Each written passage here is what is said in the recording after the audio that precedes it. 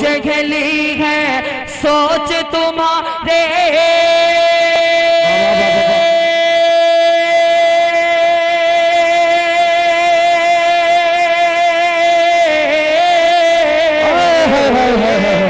पूछ गली है सोच तुम्हारी, खाक में मिल जाओगे तुम्हें। पूछ गली है फूल है भी है सोच तुम्हारी, खाक में मिल जाओगे तुम। आयत छोड़ो बाबा, नुक्ता तुम शैतान बदलना। आयत छोड़ो नुक्ता तुम्हें शैतान बदल ना पाओगे। इम्तियाज हासिल हो तुझे, हर जगह इम्तियाज हासिल हो, ये मेरी दुआ है तुझे उम्रे दराज हासिल हो। माशाअल्लाह, अल्लाह तेरी आवाज यूं ही सलामत रखे मेरे अल्लाह, तेरी आवाज को यूं ही सलामत रखे, हमको बस यूं ही नाते नबी सुनाते रही ना। आइए बिना किसी ताखीर और तमहीद के इस प्रोग्राम का वक़ार थोड़ा सा और आगे बढ़ाते हैं और अपने असल मकसद की तरफ रवाना होते हैं। मेरे दोस्तों, आज के हमारे जो मेहमान खुसूसी हजरत तशरीफ फरमा है, बस बिना किसी ताखीर और तमहीद के साहिल बिस्वानी, ये ली साहिल भाई, बिना किसी ताखीर और तमहीद के हम दो अनाथ से गुजरगाहों से गुजरते हुए अब सीधे हम मैदान तरन्नुम से मैदान खिताबत में कदम रखते हैं। और दोस्तों, ये बात आपके सामने पुख्ता है कि खिताबत नहीं, हजारों लोगों को राह रास्त पर लाने के लिए अपने रास्ता अख्तियार करने पर मजबूर किया। खिताबत नहीं, सोई हुई कौमों को बेदार किया। खिताबत नहीं, हजारों गुल खिलाए। खिताबत नहीं, अंधेरे को खत्म करके बर्पा किया। इससे मेरी मुराद हजरत अल्लामा मौलाना मोहम्मद अखलाक साहब कासमी दामद बरकातहुम उस्ताद मदरसा मोहतमिम मदरसा उम्मे हानी लिल बनात आलापुर से तशरीफ लाए हुए हैं। इस वक्त हजरत से बड़े अदब के साथ गुजारिश कर रहे हैं, हजरत तशरीफ लाएं, अपनी ईमानी इरफानी हक़ानी तकरीर से ख़ाबिदा कौम को बेदार करें। इस शेर के साथ कि फूल से चांद से खुशबू की ज़बान से सुनिए, हर तरफ आपका किस्सा है जहां से सुनिए। सबको आता नहीं दुनिया को सजा कर जीना, जिंदगी क्या है ये हजरत की ज़बान से सुनिए। अल्हम्दुलिल्लाहि नहमदुहु व नस्तईनुहु व नस्तगफिरुहु व नु'मिनु बिही व नतवक्कलु अलैहि व नऊज़ु बिल्लाहि मिन शुरूरि अनफुसिना व मिन सय्यिआति अअमालिना। मन यहदिहिल्लाहु फला मुज़िल्ल लहु व मन युज़लिलहु फला हादिय लहु वनशहदु अन ला इलाहा इल्लल्लाहु वनशहदु अन्न सय्यिदना व सनदना मौलाना मुहम्मदन अब्दुहु व रसूलुहु। अम्मा बाद, फ़अऊज़ु बिल्लाहि मिनश शैतानिर रजीम। बिस्मिल्लाहिर रहमानिर रहीम।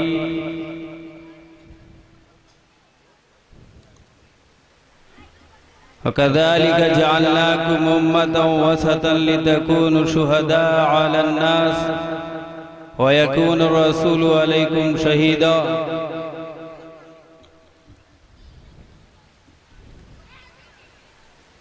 अन इब्न उमर रज़ियल्लाहु अन्हु अन्न नबिय सल्लल्लाहु अलैहि वसल्लम अल हयाउ वल क़रनाउ जमीअन फ़इज़ा रुफ़िया अहदुहुमा रुफ़िया अल आख़र औ कमा क़ाल अलैहि सलातु वस्सलाम।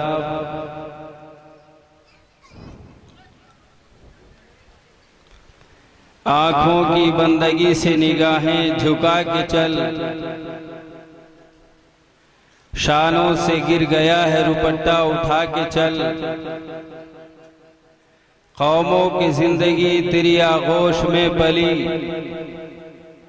कौमों की जिंदगी का मुकद्दर जगा के चल। नजरों के तीर तेरे बदन से परे रहें,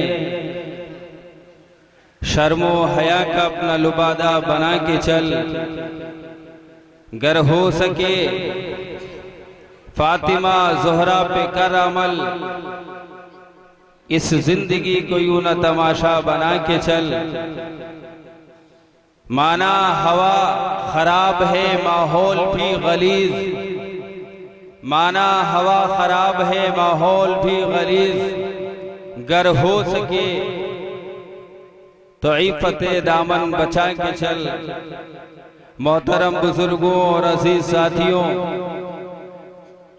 स्टेज पे बैठे हुए उलमाए कराम, बिलखुसूस हमारे इस स्टेज पे हमारे इलाके के हम सब के बड़े और मुरब्बी हजरत मौलाना मोहम्मद उस्मान साहब कासिमी, सदर जमीयत उलमा महमूदाबाद, और हजरत मौलाना इलियास साहब जो मदरसा कदरी कलां के नाजिम हैं। इसके साथ साथ हजरत मौलाना मोहम्मद इमरान साहब जो आप ही के गांव में खिदमत तदरीसी खिदमत अंजाम दे रहे हैं। हजरत मौलाना सिराज साहब और इसके साथ साथ हजरत मौलाना सालिम साहब प्रिंसिपल मदरसा गोधना, ये सारे उलमा और हुफ़ाज़ इसके अलावा हमारे स्टेज पे मौजूद हैं। जो जहां है वो अपनी हैसियत अपना मकाम रखता है। वक्त बहुत ज्यादा नहीं है।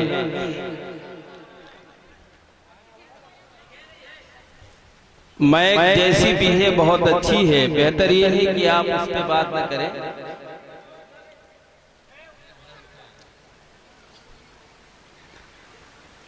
खास एक मौजू दिया है इस वक्त जो पोस्टर के अंदर हमारी मुस्लिम जो बहनें हैं, जो माएँ हैं, खासकर शहरों के अंदर और उन बड़े शहरों के अंदर ज्यादा है जहां मखलूत तालीम का ज्यादा चालो चलन है। सबसे ज्यादा जो हमारी बच्चियों के अंदर इर्तदाद पैदा होता नजर आ रहा है वो मखलूत तालीम का नतीजा है। आप जब बड़े शहरों के अंदर जाएंगे जहां पोस्ट ग्रेजुएट के बाद कॉलेजेस हैं, वहां ये सारे जो पोस्टर दिख रहा है मुर्तद बच्चियां नजर, ज्यादातर रिजल्ट आएगा मिलेगा आपको, लेकिन कहीं न कहीं उसका असर कस्बात और गांवों पे भी होता हुआ नजर आने लगा है। अब ऐसे दौर के अंदर जहां अल्हम्दुलिल्लाह आप सल्लल्लाहु अलैहि वसल्लम के जमाने से लेकर आप सल्लल्लाहु अलैहि वसल्लम के जमाने के बाद के जो उलमा थे, बाद के जो हमारे इस्लाफ हैं, उन लोगों ने भी कुर्बानी दी और आज भी अल्हम्दुलिल्लाह हजरत मौलाना उस्मान जैसे, हजरत मौलाना इलियास, मौलाना सालिम, मौलाना इमरान जैसे लोग बाकी रहेंगे। रब्बे जुल जलाल की कसम, ये इर्तदाद का दौर जैसा नजर आ रहा है, अगर ये मेहनत इसी तरीके से बाकी रही, अल्हम्दुलिल्लाह चलती रही, तो वो दौर देखना हमें नहीं मिलेगा जिस दौर की बात की जा रही है।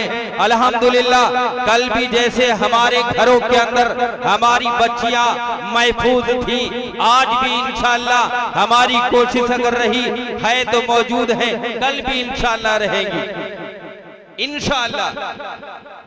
और दुश्मन, ये दुनिया के दुश्मन, ये दुनिया वाले उस वक्त भी लोगों के पीछे पड़े थे जब आप सल्लल्लाहु अलैहि वसल्लम ने उलमा की जमात की तश्कील की थी।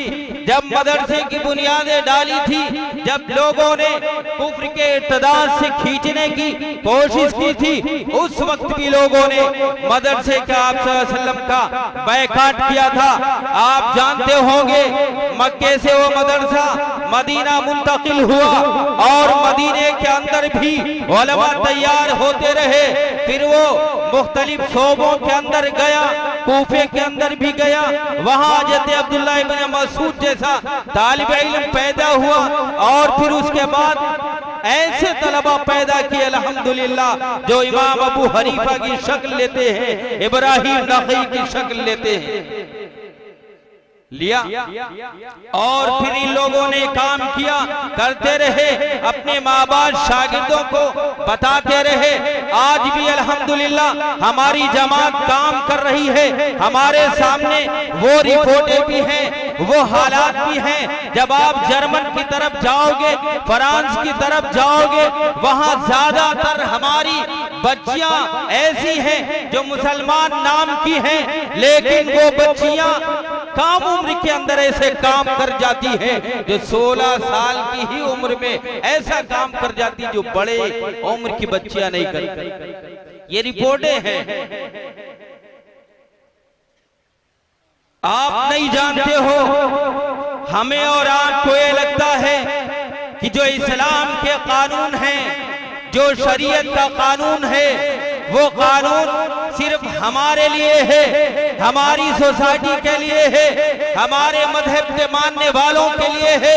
नहीं, आप दुनिया के फायदे के लिए बनाए गए हो। जब आप शरीयत पे चलोगे, अपने आप को डालोगे, वो हमारी कौम, हमारे माशरे का मर्द हो या औरत हो, जब हमारे मजहब पे चलने वाले लोग हमारे अपने ऐसा करेंगे, दुनिया इसका फायदा उठाएगी। सुम्मा इंशाअल्लाह, बस आप कोशिश करोगे, इंशाअल्लाह हम चलेंगे। चलोगे इंशाअल्लाह? आप जब चलोगे दुनिया फायदा उठाएगी। आप देखिए अमेरिका की रिपोर्टों को देखिए, 80% लोग 40 साल की जब उम्र क्रॉस कर जाते हैं चश्मा पहनना शुरू कर देते हैं। हमारे मुल्क के अंदर अल्हम्दुलिल्लाह ऐसा नहीं है। ऐसा क्यों है? इसलिए कि जब से पैदा हुआ है बेहयाई की फिल्में देखता है, बेहयाई की चीजें देखता है। जब जवानी की दहलीज पे कदम रखता है, जवानी के दहलीज पर कि कोई ना कोई इसको लड़की मिल जाती है, नाजायज ताल्लुक कायम करता है, और अगर कोई नहीं मिलता है, शाहे रात चलते हुए बच्चियों को देखता है, आंखों को जिना करता है, जिना आंखों का करते करते इसका दिमाग कमजोर हो जाता है, इसकी निगाहें कमजोर हो जाती है, जो 40 साल की उम्र के बाद इसका साथ छोड़ देती है। बताओ मेरे दोस्तों, अगर ये अपनी आंखों को महफूज करता, गैर महरम को न देखता, गैर महरम औरतों पर नजरें न डालता, शरीयत पे चलता, बताओ मेरे दोस्तों इसकी आंखें महफूज रहती या नहीं रहती? इसकी आंखों की रोशनी बाकी रहती या नहीं रहती? अल्हम्दुलिल्लाह शरीयत के मानने वाले हमारे बुजुर्गों की तरफ देखो, अल्लाह वाले जब किसी गैर महरम की तरफ आंखें नहीं डालते हैं, उनको नहीं देखते हैं, गैर महरम से दूर रहते हैं, अल्लाह उनकी निगाहों को ऐसे महफूज रखता है। 60, 70, 80 साल के हो जाते हैं, ऐसी ऐसी किताबें लिख देते हैं, ऐसे ऐसे अल्फाज और हदीसें बयान करते हैं। आज हमारे नौजवान हम जैसे आलिम वो काम नहीं करते हैं। क्यों? इन अल्लाह वालों ने अपनी निगाहों को महफूज रखा है, अल्लाह के हुक्मों पे अपने आप को डाला और चलाया, जिसका नतीजा ये है अल्लाह तबारक व तआला इसकी आंखों की रोशनी को महफूज। आज हमारे माशरे का नौजवान अपने महल्ले की जो अपनी बहन है, चचाजाद बहन है, उस पर नजरें डालता है। शर्म नहीं आती? ये तुम्हारी बहन है। वो दौर भूल गए आप सल्लल्लाहु अलैहि वसल्लम का, जिस दौर में एक औरत मक्के से मदीने का सफर करती है, तन्हा है, अजनबी लोग उसके करीब आते हैं। अल्हम्दुलिल्लाह कोई भी ऐसा हादसा पेश नहीं आता है, तारीख के अंदर नहीं मिलता है, उसका जेवर लूटा गया हो, उसकी इज्जत लूटी गई हो और उसको कोई दुश्वारी आई हो, अल्हम्दुलिल्लाह कोई ऐसा हादसा पेश नहीं आया, शौहर भी नहीं, कोई महरम भी नहीं, पूरे सुकून अमन के साथ सफर तय किया। क्या आज है ऐसा? हमारे माशरे के अंदर है, हमारे माशरे के अंदर गले कोचों के अंदर हमारे इस उम्मत के नौजवान बैठ जाते हैं और महलों की अपनी बहन बेटियों को तकना शुरू करते हैं। नहीं, तुम्हारी जिम्मेदारी ये थी, तुम्हारा पड़ोसी अगर तुम्हारे घर को छोड़ के जाता तुम्हें जिम्मेदार बना देता।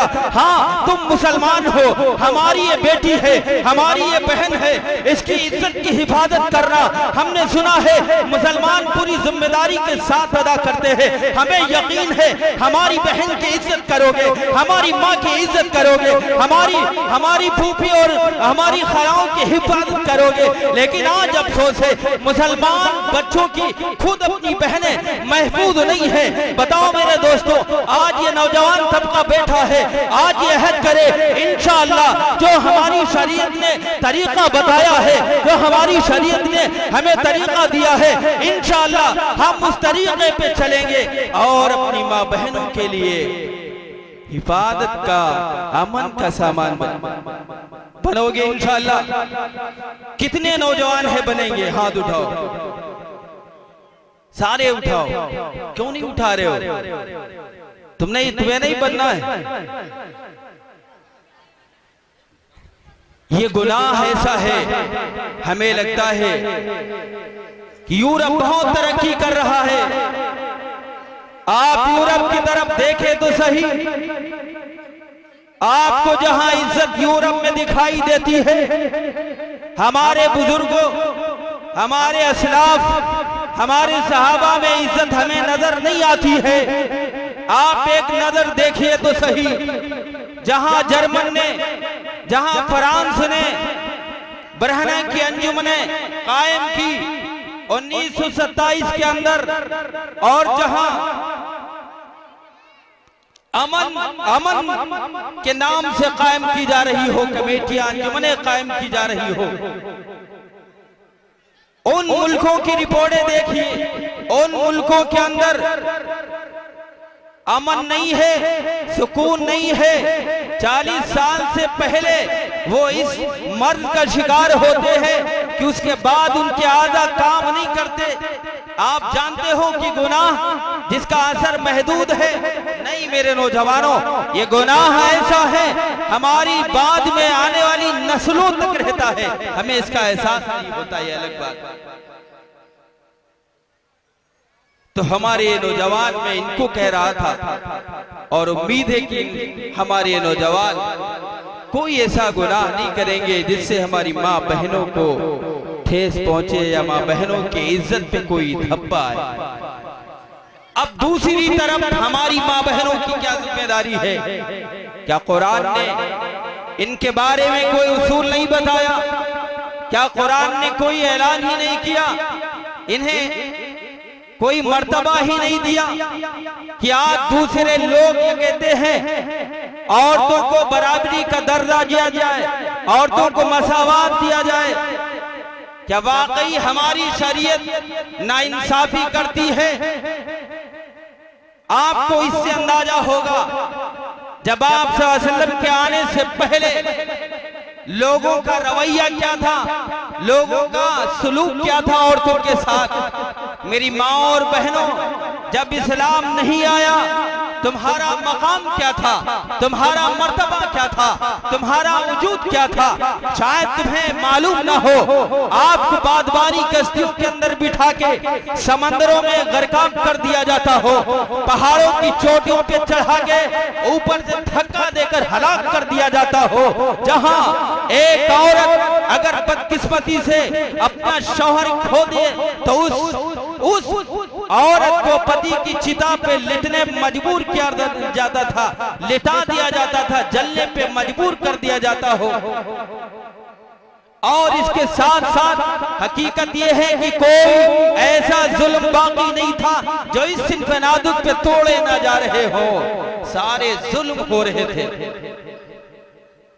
अगर वाकई ये दीगर मजहब वाले इंसाफ का मामला करते, दीगर मजहब वाले इस औरत को औरत कहते, अगर दीगर मजहब के कानून अगर औरत को इनका हक दिलाते, अगर दीगर मजहब के मानने वालों ने इन औरतों का साथ दिया होता, मसावात किया होता, रब जुल जलाल की कसम हमारी शरीयत आके इन्हें इंसाफ न दिलाती, इन्हें ये न बताती, इन्हें ये मर्तबा न देती जो आज हमारी माओ को हासिल है। माँ के कदमों के नीचे जन्नत है। शायद इससे पहले औरतों को मकाम न मिला हो, न मिला था। अगर मिला होता तो हमारी शरीयत न कहती।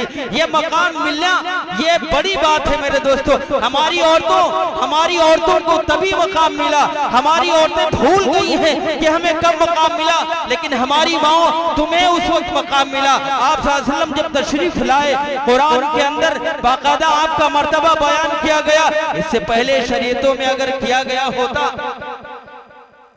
तो इस्लाम क्यों ये बात करता कि तुम्हें इज्जत, तुम्हारे कदमों के नीचे जन्नत, तुम्हारी जो परवरिश कर ले। आप सल्लल्लाहु अलैहि वसल्लम ने फरमाया 2 बेटियों की जो परवरिश कर ले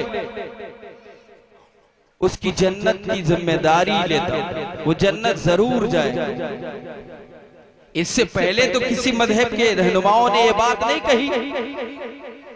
अगर कोई कहता तो मेरे दोस्तों हमें ये बोलने की जरूरत ही नहीं होती। अल्लाह तबारक व तआला ये वही नाज़िल करता कि औरतों पे जुल्म क्या हो रहा है, औरतों पे ज्यादती क्या हो रही है। बात तो हमारी माँ और बहनों, जहां आप सल्लल्लाहु अलैहि वसल्लम ने आपके कदमों के नीचे जन्नत रखी है, आपका मकाम बताया है कि आपका मकाम क्या है।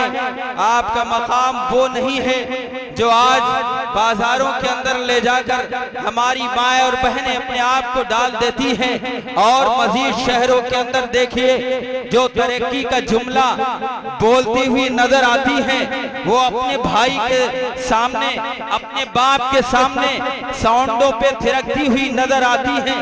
क्या मेरी माँ और बहनों, तुम्हारा काम यही था, तुम्हारा काम ये था कि तुम मोरियानियत का नंगा नाच नाचो अपने भाई के सामने, अपने बाप के सामने?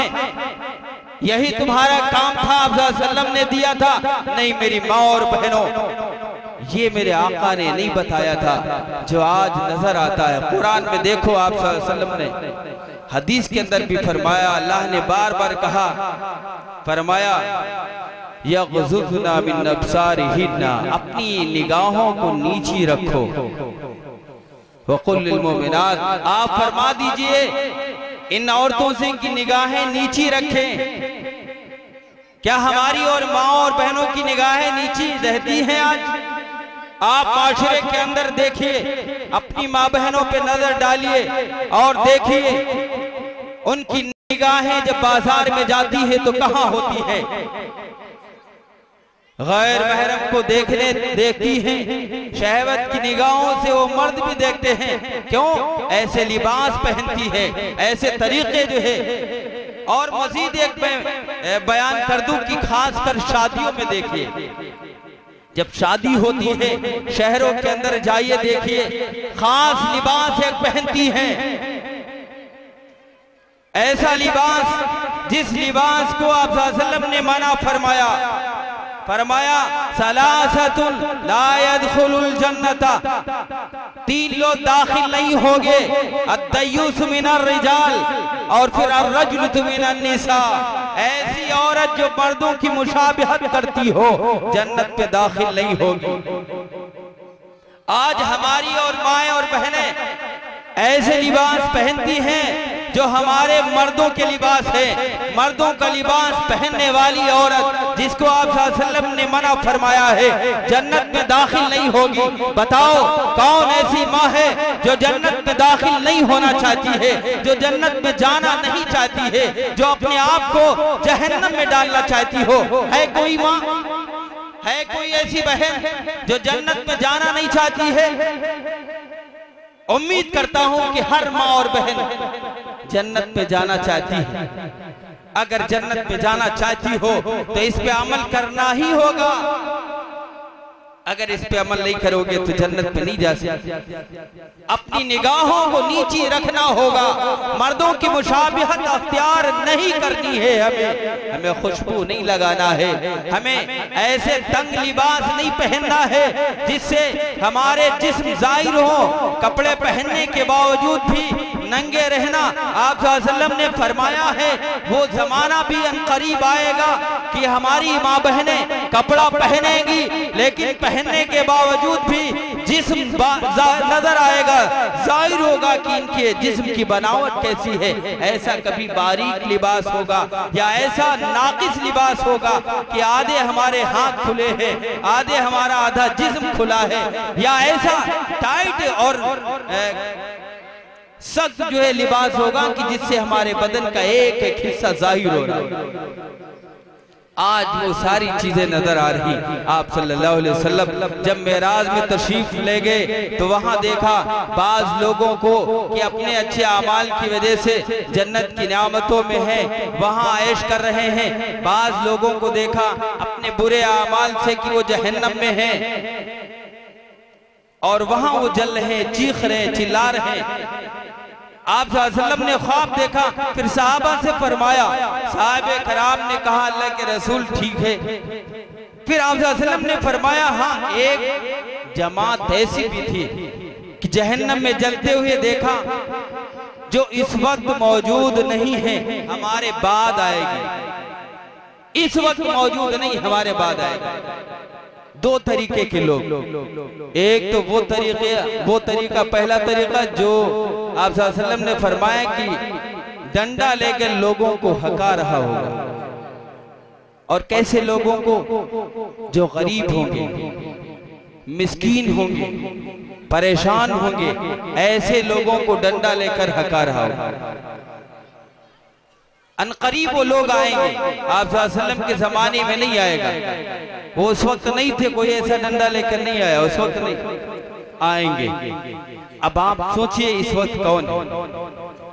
हमारे हिफाजती दस्ते के लोग, हमारी हिफाजत करने वाले लोग जिनके हाथों में डंडा है, गरीबों को परेशान करते हैं, गरीबों को मारते हैं, पीटते हैं। क्यों? उनके पास इतना माल नहीं है, उनके पास इतना खजाना नहीं है कि इनके शर से महफूज रहे। आज हमारे हिफाजती जो दस्ते हैं 80% ऐसे लोग हैं उसमें जो गरीबों को परेशान करते हैं। कभी होता था कि कोई नवाबों के सामने से निकल नहीं सकता था सवारी पे सवार होकर, लेकिन आज ऐसा हमारे हिफाजती दस्ते कर रहे हैं। और दूसरा फरमाया आप सल्लल्लाहु अलैहि वसल्लम ने, वो औरतें जो पहनने के बाद भी नंगी होंगी, बरहना होंगी, वो औरतें जिसको मैंने अभी बताया आपके सामने।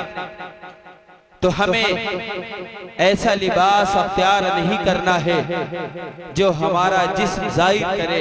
इन तीनों तरीकों का लिबास हमें नहीं पहनना है। और अगर आप ये चाहती हो, जानती हो, आपकी ये सोच है कि हम यूरोप का तरीका अपनाएंगे, हमें माशरे में इज्जत मिलेगी, हमें माशरे में अपना मकाम हासिल होगा, हमें माशरे में अपनी सोसाइटी में अलग इम्तियाजी हमारी शान होगी, तो हमारी माँ और बहनों, ये तुम्हारी भूल है, ये तुम्हारी अपनी सोच है, तुम्हारा अपना फैसला है। यूरोप के अंदर तुम्हारी तरीके से औरतों ने खूब इज्जत कमाई, बारीक से बारीक लिबास पहने, अपनी आंखों को खूब बुलंद किया, अपने चलने को खूब मटकाया, अपने बोझों को सरेआम लोगों को दिया, एक से एक मजनू लड़के पैदा किए। लेकिन खुदा की कसम, जब उनकी रिपोर्टों को आप देखोगे, जब आप उधर नजर दौड़ाओगे, आज मुल्कों के, उन मुल्कों के अंदर औरत की कोई कीमत नहीं है। औरत का कोई मकाम औरत के पास नहीं है। आज जानवरों की तरह औरत इस्तेमाल की जाती है। आज औरत का कोई अपना सोसाइटी में रुतबा नहीं रहा है, कोई अपना मकाम नहीं रहा है। यह अलग बात है, नौकरी करने की वजह से औरत को औरत समझा जाता है, लेकिन नहीं, अगर नौकरी नहीं कर रही है औरत को अपाहिज की तरह जिंदगी वहां भी गुजारनी पड़ रही है। तुम्हें लगता है वो तरक्की याफ्ता मुल्क है, तुम्हें लगता है वो बड़ी इज्जत की रहने वाली, बड़े महलों के अंदर रहने वाली ये लोग, ये हमारी माँ बहनें हैं। नहीं, उनकी जिंदगियों में जाओ, देखो उनकी जिंदगियों में सुकून नहीं है। एक गिलास पानी देने के लिए उनके पास अपने बेटे नहीं है, उनके पास अपनी बेटियां नहीं है। वो बेटियां हाथ से चली गई, वो बेटे हाथ से चले गए, अपनी मर्जी के मुताबिक अपनी जिंदगी गुजारती है। क्यों? जब उनसे कोई सवाल करता है अपनी माँ से जवाब देता है। एक बेटा एक बेटी ये कहता और कहती हुई नजर आती है। अपनी जिंदगी गुजारने का हर एक को अख्तियार है, फ्रीडम हासिल है, हम पे कोई जोर नहीं है। क्यों? तुमने भी इसी तरीके से हमारे डैड से जिंदगी जो है गुजारी है, हमारे डैड से रिश्ता कायम किया है। अब हमारी जिंदगी पे ये पाबंदियां कैसी हैं, हमारी जिंदगी पे ये बंदिशें कैसी हैं? वो बेटा और बेटियां भी माँ की बात नहीं मानती। आज हमारी सोसाइटी के अंदर ऐसा मामला नहीं है कि कोई भी बेटी माँ कहे तो इस जुर्रातमंदाना तरीके से, इस जुर्रातमंदगी के साथ वो इनकार कर दे कि नहीं, मैं अपनी माँ का कहना नहीं मानता। कोई ऐसे ये माँ बाप से नहीं कह सकता कि मैं फुला से मोहब्बत करता हूँ और ऐलान करता हूँ कि हम जो भी हो जाए लेकिन हम ऐसा करेंगे, सरेआम करेंगे, सोसाइटी को भी दिखाएंगे, दुनिया वालों को भी दिखाएंगे। अल्हम्दुलिल्लाह कोई हमारे माशरे में ऐसा नहीं नजर आता। ये अलग बात है, जाती एतबार से कभी कभी ये बातें उठती, लेकिन मेरे माओ कोई भी ऐसा अभी कहता हुआ नजर नहीं आया, लेकिन आने लगा है। इसीलिए मौलाना इमरान साहब ने और इस गांव की बड़े जिम्मेदार उलमाओं ने अल्हम्दुलिल्लाह प्रोग्राम रखा है कि हमारी मुस्लिम औरतों में जो आजकल खास कर बिलखुसूस जो इर्तिदाद पैदा हो रहा है, आपने सुना होगा और मैं अक्सर कहता हूँ, मेरी माओ बताओ, क्या तुम्हारे पास कोई आइडियल नहीं रहा? क्या तुम्हारे पास जीने के लिए कोई नमूना नहीं रहा? क्या तुम्हारे पास अम्मा आयशा का नमूना नहीं है? क्या तुम्हारे पास हज़रत खदीजा का नमूना नहीं है? कि क्या हज़रत फातिमा का नमूना तुम्हारे सामने नहीं है? क्या हज़रत फातिमा एक बेहतरीन बेटी नहीं थी? क्या हज़रत फातिमा एक बेहतरीन बीवी नहीं थी? क्या हज़रत फातिमा एक बेहतरीन माँ नहीं थी? बताओ कौन सी ऐसी चीज है अम्मा फातिमा के अंदर जो तुमने कमी देखी, अम्मा आयशा के अंदर कमी देखी, अम्मा खदीजा के अंदर कमी देखी, और उस कमी को देखकर आज तुम्हें यूरोप को आइडियल बनाना पड़ा? बताओ किसने तुम्हें मजबूर किया इस तरफ चलने के लिए कि तुम ऐसे फैशन की लिबास पहनो जैसे यूरोप की औरतें पहनती हैं? आज अम्मा आयशा के तरीकों को छोड़ने पर, हज़रत फातिमा के तरीकों को छोड़ने पर बताओ किसने मजबूर किया? किसने मजबूर किया? कौन सी ऐसी चीज है, कौन सी ऐसी सिफत है जो अम्मा फातिमा के अंदर नहीं है? बताओ।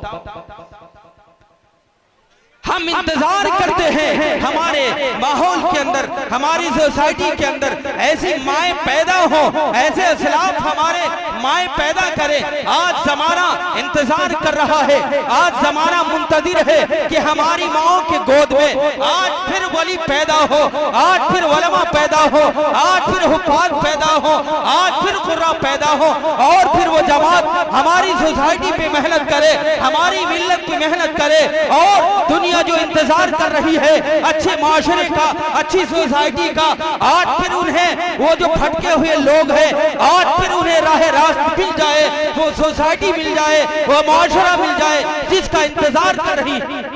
आज इंतजार है मेरी माओ, तुम्हारी गोद सुनी हो गई, तुम्हारी गोदों से जहां वली पैदा होते थे उनका पैदा होना बंद हो गया। आज दुनिया इंतजार कर रही है, माओ तैयार हो जाओ, अपने आप को देखो। एक हिंदुस्तान में अल्लाह का वली आता है जिसका नाम हजरत ख्वाजा अजमेरी रहमतुल्लाह अलैहि है। आपकी वालिदा बड़े फख्र के साथ अल्लाह ने मुझे एक बेटा ऐसा दिया है जो मेरी नजात के लिए काफी है, मेरे दर्जात बुलंद कराने के लिए काफी है। मैं उम्मीद करती हूँ।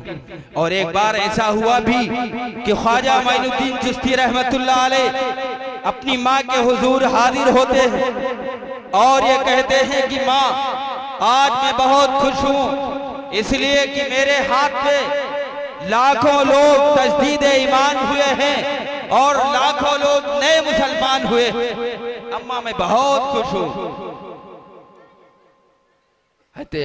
ख्वाजा मोइनुद्दीन चिश्ती रहमतुल्लाह अलैह की माँ कहती फरमाती है कि बेटा, तुम्हें मालूम है कि तुम्हारी परवरिश में मैंने कितनी मेहनत की। कभी बगैर वजू के तुम्हें दूध नहीं पिलाया और जब तुम्हें लोरियां देती थी आप सल्लल्लाहु अलैहि वसल्लम पे दुरूद शरीफ भेजती थी। कितनी बार, हजारों बार दुरूद शरीफ भेजती थी। बसा औकात नींद नहीं आती थी, दुरूद शरीफ पढ़ते पढ़ते पढ़ते पढ़ते मैं भी सो जाती थी, काफी रात का हिस्सा हो जाता था।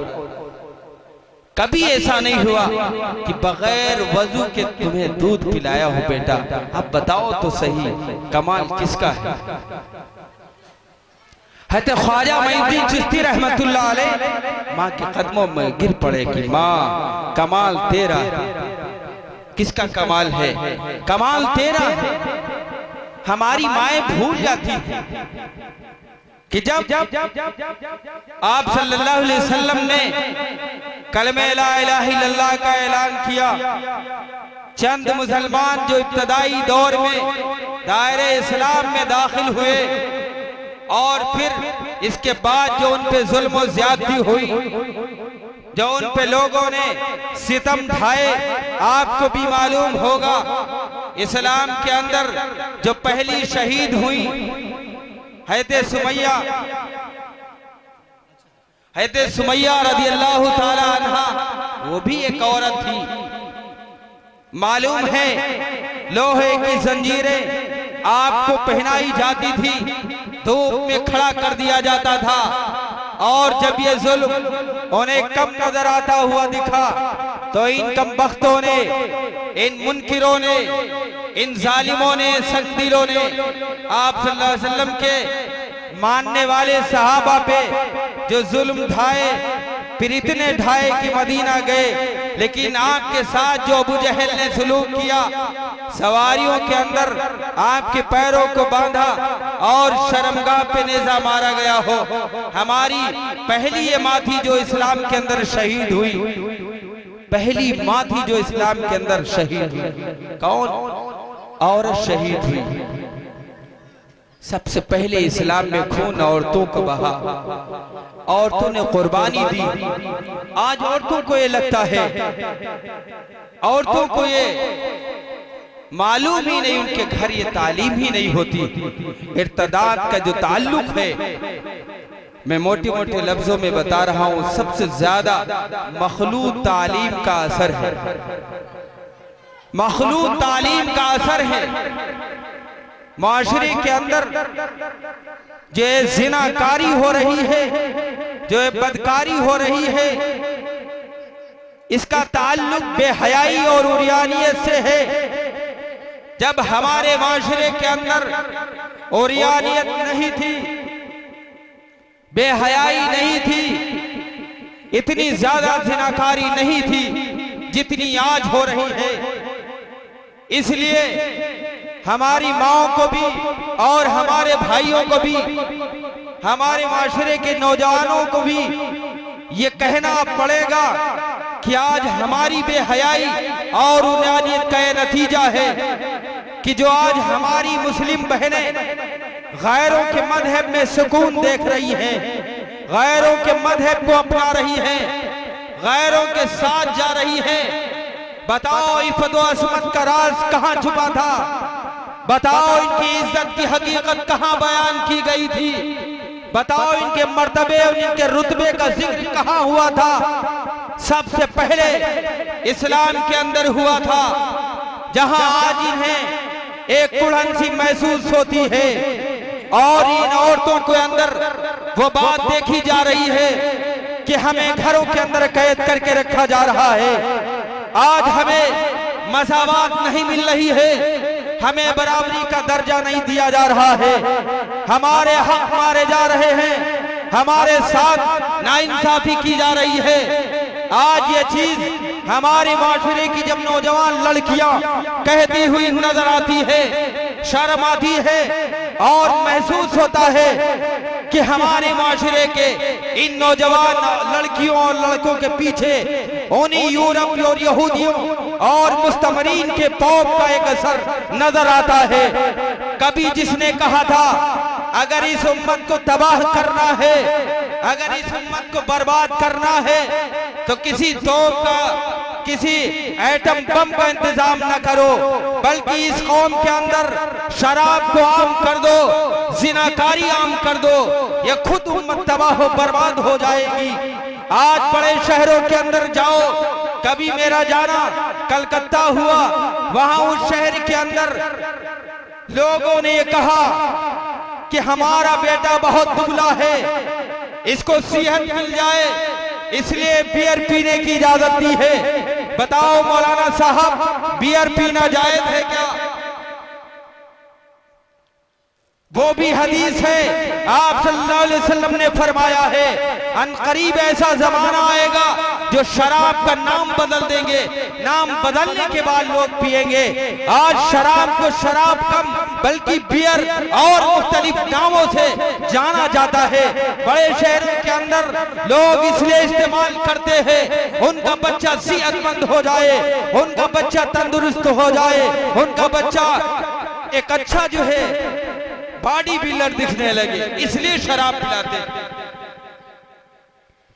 हमारे माशरे के अंदर शराब आम हो गई, बेहयाई आ गई है, हमारे बाद इसके बाद फिर जिनाकारी आम हुई, ओरियानियत आम हुई, नंगा नाच हमारे माएँ भी हमारी करने लगी, नाचने लगी, हमारे भाई भी नाचने लगे, जिसका नतीजा ये हुआ हमारी ये मुस्लिम बहनें जो अपने आप में एक असासा रखती थी, कीमती चीज थी, गैरों के मजहब में सुकून नजर आने लगा और वहां जाके अपना जोड़ा तलाश करने लगी। इसलिए मेरी माओ आपसे गुजारिश करना है और आपसे कहना है, आप अपनी निगाहों को नीची रखें। निगाहों को नीची रखने के बाद आप अपने सत्र की हिफाजत करें। वफ़ुरूजुहुम वयहफ़ुज़ु फ़ुरूजहुन्ना, अपनी शर्मगाहों की हिफाजत करना, शर्मगाहों की हिफाजत करना। बक़ाए नस्ल इंसानी का जो तरीका आप सल्लल्लाहु अलैहि वसल्लम ने फरमाया और बताया है, उम्मत को दिया है, उस तरीके को अपनाना होगा, उसी तरीके को चलना होगा, उसी तरीके पे चलकर हमारी और आपकी कामयाबी है। इसलिए हमारी माओ सुन लो, तुम्हारी बका का तरीका भी, हमारी बका का तरीका भी निकाह है। बगैर निकाह के हमारा कोई भी महरम के सिवा अपना नहीं है, गैर महरम है, उससे निगाह मिलाना, उस पर निगाहें डालना, उसको देखना ये जायज नहीं है, हराम है। दूसरी मैंने अभी हदीस पढ़ी थी, अद्दय्यूसु मिनर रिजाल, जो अक्सर देहातों के अंदर देखा जाता है। सहाबा ने फरमाया, मेरे आका ये लोग कौन है, दयूस कौन है? आप सल्लल्लाहु अलैहि वसल्लम ने फरमाया, जिनके घर लोगों का आना जाना हो और घर वाले को कोई खबर ही ना हो हमारे घर में कौन आ रहा है, कौन जा रहा है, ऐसे लोग दयूस। ये जन्नत में दाखिल नहीं होंगे। हमारी माओ, अगर कोई अजनबी आता है, अगर कोई गैर महरम आता है, आप उससे बात न करें। हाँ, पर्दे में रहकर करिए और बताइए, उसके सामने न जाए, आप एहतियात करें। मैं कमेटी वालों से दरखास्त करता हूँ, अगर दोबारा जलसा कराएं, आप पर्दे का इंतजाम जरूर करें। ये इंतहाई गलत बात है। जिस जलसे का उन्वान ऐसा रखा गया हो और औरतें इस तरीके से बैठी हो, बिल्कुल दुरुस्त नहीं। आप पर्दे का एहतमाम करिए। कोई भी काम करना हो, बेहतर ये है अपने आप से शुरुआत की जाए। मैं ये गुजारिश करता हूँ इस नौजवान कमेटी से, जिस कमेटी ने इस जलसे का इनेकाद किया है, कि आज से जब भी कोई जलसा कराएंगे, हमारी इन माँ बहनों के दरमियान एक पर्दा जरूर होगा और फिर उस पर्दे के पीछे बैठे, ऐसे बेहतर नहीं है। हम जिस बात को कह रहे हैं उसी बात को खुद देख रहे हैं, आप हमें देख रहे हो, ये दुरुस्त नहीं। इसलिए मैं गुजारिश कर रहा हूं अहले कमेटी से कि अब दोबारा कोई ऐसा प्रोग्राम करे तो पर्दे का एहतमाम करें। और फिर इसके बाद फरमाया, वला युबदीन ज़ीनतहुन्ना,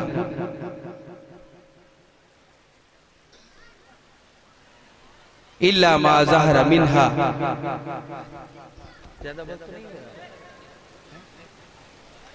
बता देना। अपने आप को ज़िबाइश मत बनाओ किसी महफिल की। मैं तो खास कर कहता हूँ किसी महफिल की नुमाइश न बनो। अभी मैंने बताया शहरों के अंदर जाओ, देखो हमारी माँ बहनें, कभी एक दौर था जो लोग फिल्मों के अंदर ऐसी तस्वीरें देखते थे, जैसी तस्वीरें उससे भी कहीं ज्यादा कम मुख्तसर कपड़ा, नाकिस कपड़ा पहनने वाली औरतें हमारी माँ बहनें निकाह के अंदर जाती हैं, शादी के अंदर जाती है, एक सुन्नत अदा हो रही है, वहां जाती हैं और वो नाकिस कपड़ा पहनकर जाती हैं, जो कभी फिल्मों के अंदर भी हमारी फिल्मों के अंदर भी औरतें नहीं पहनती थी। आज जो जाती है शादियों के अंदर ऐसा बारीक कपड़ा पहनकर जाती है, ऐसा बारीक कपड़ा जिससे मर्द उनकी तरफ माइल होता है, फिर वो गुनाही वजूद में आते।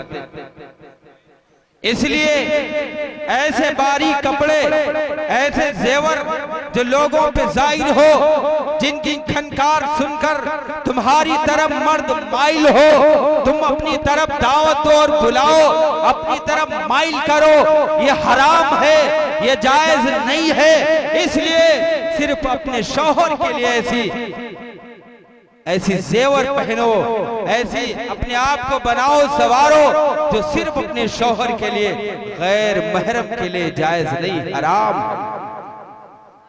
हमारी माएं खास कर अहद करे, हमारी बहनें नौजवान, कि हम ऐसा लिबास पहन के शादियों में नहीं जाएंगे। आज तो इसके उल्टा है। शादियों की रस्मों रिवाजें एक कौम का सीधा साधा नौजवान नहीं जानता है। नई नई शादी हुई है, बीवी जानती है, शौहर नहीं जानता है। शौहर को बीवी बताती है शादी की रस्मों रिवाज क्या होती है, शादी के अंदर जाने पे हमें क्या क्या करना चाहिए, वो लिस्ट बाकायदा दे देती है। शौहर लिस्ट ले लेता है और शौहर के मर्जी के, बीवी के मर्जी के खिलाफ जा नहीं सकता। नई नई शादी हुई है, लिस्ट को देखता है, उस एतबार से बीवी की जो फरमाइशें होती है उस फरमाइश पे अपने आप को डालता है, और वैसे ही वो भी शादी की रस्मो रिवाज में चल पड़ता।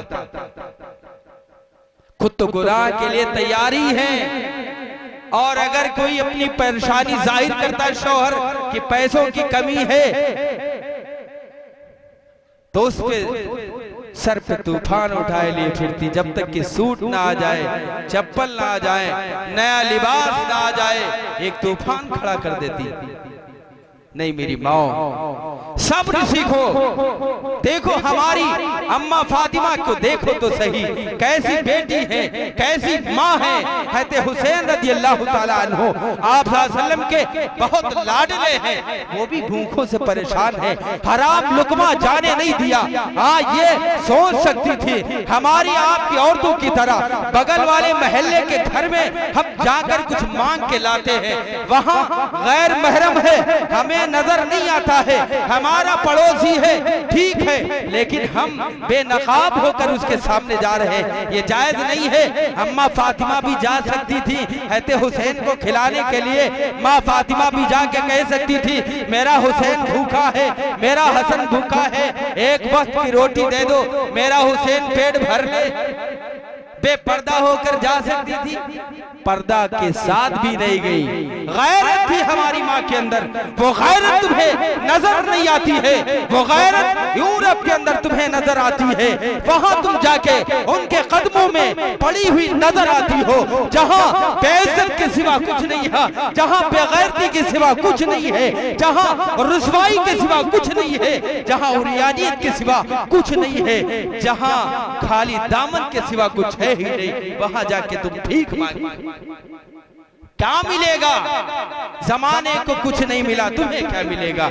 इसलिए मेरी माओ, खास कर तुम्हें अपनी जिंदगी को अम्मा आयशा की तरह, अम्मा फातिमा की तरह डालना होगा, और जब डालोगे तो अल्लाह चाहेगा वो तालीम भी तुम्हें मिलेगी, जिस तालीम को सीख कर जो बुनियादी तालीम होती है। आज मखलूत तालीम जो हो रही है, उसकी इब्तदाई जो गलती है वो ये है कि बुनियादी तालीम हमारी बच्ची घर में कुरान और हदीस की नहीं लेती है, सीधे डायरेक्टली इंग्लिश मीडियम में दाखिला करा दिया, एडमिशन करा दिया, फिर वो 12 साल तक मुख्तसर कपड़े पहनकर, मखसूस ड्रेस पहनकर, वो मखसूस ड्रेस पहनकर अपना दिलो दिमाग सब चेंज कर लेती है। फिर उसी सोसाइटी के अंदर, उसी माशरे के अंदर जहाँ सारे बच्चे वैसा ही लिबास पहनते हो, उन बच्चों को अपनी इज्जत नजर आने लगती है, अपनी उसमें वक़ार नजर आने लगता है, अपना मर्तबा बुलंद नजर आने लगता है। फिर जब वो पोस्ट ग्रेजुएट की तरफ जाती है, जब वो एमए करती हैं या और कोई दीगर डिग्री हासिल करती हैं, तो अपना बॉयफ्रेंड बनाती है। बॉयफ्रेंड बनाने पे ये नहीं सवाल करती है तुम्हारा मजहब क्या है, तुम्हारा ताल्लुक किस दीन से है, तुम्हारा अपना रिश्ता किस मजहब से है, ये सवाल नहीं करती है, बल्कि फ्रेंडशिप जायज है। क्यों? उन्हें इब्तदाई से इंटर तक ये बताया गया है, किसी को दोस्त बनाना गुनाह नहीं है, किसी को साथी बनाना ये कोई खता नहीं है, किसी माशरे की बात नहीं है, किसी मजहब की बात नहीं है, ये दकियानूसी चीजें हैं, ये पुरानी बातें हैं। नया दौर वो है, नए दौर में चलना होगा। फ्रेंडशिप जायज है, दुरुस्त है, किसी मजहब ने मना नहीं किया। वो शरीयत से जो ताल्लुक अभी तक नहीं रखा जिस बच्ची ने, जिसके माँ बाप ने शरीयत की कोई चीज सिखाई ही नहीं, वो फ्रेंडशिप कायम कर लेती है, फिर वो फ्रेंडशिप चलती रहती है, चलती रहती है। बच्चा नौजवान की उस दहलीज पे कदम रखता है जहाँ माँ बेटी एक बनने के लायक हो जाती है, फिर वो ऐसे गुल खिलाती है जो आज इस जगह कहने में शर्म आती है। माँ बनने से पहले माएँ बनती हुई नजर आती है। आप देखिए जच्चा खानों के अंदर देखिए, सेक्शन रिपोर्टों के अंदर देखिए, हमारे इन सरकारी अस्पतालों के अंदर देखिए, उनकी रिपोर्टें क्या कहती हैं। ऐसे इतने बच्चे जाए हो रहे हैं, इतने बच्चे जाए हो रहे हैं जिसकी रिपोर्टें 35% तक पहुंच गई हो। उस मुल्कों का क्या कहना, उन माओं को क्या कहना। हम हकीकत बता रहे। आप देखिए जर्मन की तरफ औरतों की कमी नजर आने लगी है, वहां मर्द कमजोर होने लगा है, एक अपनी उम्र को नहीं पहुंच रहा, उससे पहले उसके जिस्म के आदात साथ छोड़ देते हैं। अगर आप इन्हीं के तरीकों को अपनाओगे, इन्हीं तरीकों से फ्रेंडशिप कायम करोगे, अंग्रेजों के तरीकों पर मेरी माओ जाओगे और अपना डिग्री, अपना मजहब बना लोगे, इनको अपना शौहर तस्लीम कर लोगे, शादी से पहले अपना दोस्त ऐसा मान लोगे जैसा शौहर बीवी का ताल्लुक होता है। रब जुल जलाल की कसम, इसी जमीन के ऊपर आफत अजाब नादिल होता हुआ अपनी आंखों से देखोगे। अभी ये शोबे जो नजर आते हैं कि हमारे यहाँ का ये हालात नहीं है, वहाँ वो त्रिपुरा का है, मुल्क शाम का है, वहाँ आसाम का है। नहीं मेरी माँ, आपका भी यही हाल होगा, हमारा भी यही हाल होगा अगर अमल ना किया। मालूम है एक कौम जब गुनाह करती है, इन्नल इबादा इदा असाउनी, जब कोई नाफरमानी करता है, गुनाह करता है, ऐसा सख्त दिल बादशाह अल्लाह तबारक व तआला देता है, फसामुहु सुअल अज़ाब, जो हर वक्त नए नए पैगाम देता है। आज ऐसे दौर आ गए हैं, इसलिए मैं गुजारिश करता हूँ अपनी खासकर बहनों से ऐसी, और अपने वालिदैन के दर्जा रखने वाले वालिदैन से भी अपनी बेटियों को मखलूत तालीम दिलाने से पहले इतना मजबूत कर दें, दीनी तालीम से इतना मजबूत कर दें कि दीगर तालीम उन पे असरअंदाज न हो, और पूरी कोशिश करें कि मखलूत तालीम से बचाएं। और जो अहले सरवत हैं, जो दौलत वाले हैं, जिनको अल्लाह ने माल दिया है, वो कोशिश करें कि हम अपने माशरे के लिए, हम अपनी सोसाइटी के लिए ऐसा स्कूल खोलेंगे जहां सिर्फ बच्चियों का तालीमी निज़ाम हो, जहां कोई मर्द दाखिल न हो, वहां हम अपनी बच्चियों का तालीम, अपने कॉलेज बनाएंगे, यूनिवर्सिटी बनाएंगे और कॉलेजेस बनाएंगे। ऐसा करें। और जो मदरसे हमारे खुले हैं बिलखुसूस लड़कियों के, आप उसमें भेज दीजिए, मखलूत तालीम से बचाइए। इसका वाहिद इलाज यही है। जब तक कि हम मखलूत तालीम से नहीं बचाएंगे, तब तक कि ये इर्तदाद का मामला नहीं रुक सकता, इर्तदाद बढ़ता ही रहेगा। इर्तदाद का मामला जो इर्तदाद का है, रोकने के लिए उसका हल ये है कि मखलूत तालीम से बचिए, अपनी बच्चियों को बचाएं। और इसके बाद फिर फरमाया अपने सीनों को ढांक के रखो, आगे कुरान के अंदर और मजीद बातें हैं, इला आखिर काफी लंबी आयत है। मैंने एक आपके सामने बात पढ़ी थी, एक आयत पढ़ी थी और एक बुनियादी बात भी की थी। कभी फिर मौका मिला तो इंशाअल्लाह बात होगी। अल्लाह तबारक व तआला ने इस उम्मत को मोतदिल उम्मत बनाया है। ऐसी उम्मत है जो कल क़यामत के दिन हजरत नूह अलैहिस्सलाम की कौम जब इनकार कर देगी तो ये उम्मत गवाही, बतौर गवाही के पेश करेंगे। हजरत नूह अलैहिस्सलाम की आप सल्लल्लाहु अलैहि वसल्लम हैं और ये उम्मत है, ये मेरे बारे में गवाही देगी कि हमने इन तक आपकी खबर पहुंचाई है या नहीं। हम और आप सब गवाही देंगे। तो इसलिए आप मुअतदिल उम्मत है, वैसे ही अपने आप को बना के चलिए, वैसे ही अपने आप को ढालिए। और एक हदीस है, समिअ रजुलन यक़रउ कुल हुवल्लाहु अहद अल्लाहु समद फ़क़ाल वजबत मा वजबत या रसूलल्लाह क़ाल अल जन्नतु। आप सल्लल्लाहु अलैहि वसल्लम ने एक शख्स को कुल हुवल्लाह पढ़ते हुए सुना। आप सल्लल्लाहु अलैहि वसल्लम ने फरमाया जन्नत वाजिब। क्या फरमाया? जन्नत वाजिब।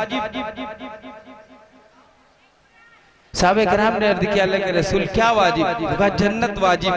किस पे? सूरे इखलास पढ़ने पे। जितने यहाँ बैठे हैं सब अहद करें कि हम जिक्र में जहाँ दीगर जिक्र हमारे मामूल में है, वहाँ कुल हुवल्लाह भी पढ़ेंगे। पढ़ोगे इंशाअल्लाह, सूरे इखलास का भी जिक्र करेंगे इंशाअल्लाह। अल्लाह ताला हम सबको कहने सुनने से ज्यादा अमल करने की तौफीक अता फरमाए। व आखिरु दावाना अनिल हम्दुलिल्लाहि रब्बिल आलमीन।